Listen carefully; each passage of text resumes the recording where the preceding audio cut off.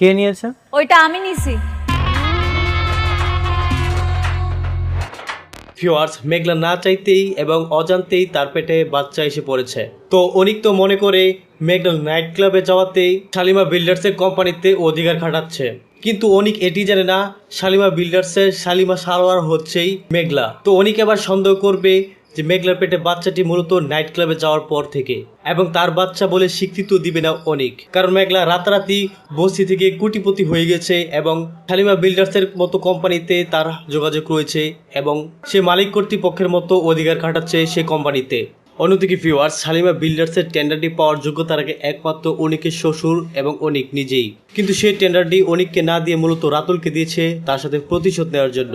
তাই অনিক রেগে মেগে মেঘলাকে ডিভোর্স দেওয়ার প্ল্যান করেছে। তো ভিউয়ার্স, অন্যদিকে ডাক্তার তো একটি কথা বলেছে যে পেটে সন্তান থাকা অবস্থায় কোনোভাবে ডিভোর্স হয় না, এটা আইনগত বিষয়। তাহলে কি শেষ পর্যন্ত অনিক এবং মেঘলার সিদ্ধান্তে বাচ্চা থাকা সত্ত্বেও তাদের ডিভোর্স হয়ে যাবে, নাকি এই বাচ্চার কারণেই মূলত তাদের দুজনের মধ্যে ডিভোর্সটা হবে না? তো ভিউয়ার্স, কি হতে যাচ্ছে গরিবঘর রাজপুত্র নাটকের 16 নম্বর এপিসোডে, সেই সাথে 16 নম্বর এপিসোডটি কবে আসবে তারই সকল কিছু বিস্তারিত আলোচনা থাকছে আজকে ছোট্ট আপডেট ভিডিওতে। তাই ভিউয়ার্স, ভিডিওতে লাইক দিয়ে চ্যানেলটি সাবস্ক্রাইব করে ধৈর্য সহকারে সম্পূর্ণ ভিডিওটি দেখুন।